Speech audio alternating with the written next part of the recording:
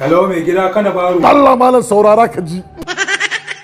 Waye baka izinin shiga gona ta? Ai ni bana buƙatar izini wurin shiga gonarka. Kada ka sake ka yi wasa da rayuwarka. To me za ka yi ne wai kai ya? Ka bi layin ka ban bi layi na. Idan Allah ba za a ba dan ma ka samu ana ce maka mai gida.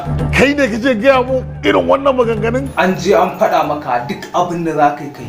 Idan ba sai na hana ka ka baka ce shege raki. Kai wallahi ƙarya ne ba wani waye wallahi.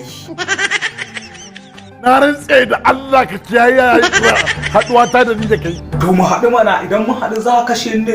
Har za ka kalle ni. An kalle ka kai wallahi idan kai wasa ma sai na mare. Yaushe ne wannan lalacewar? A tambaye ka. La. Ka dalla ka yi mana shi.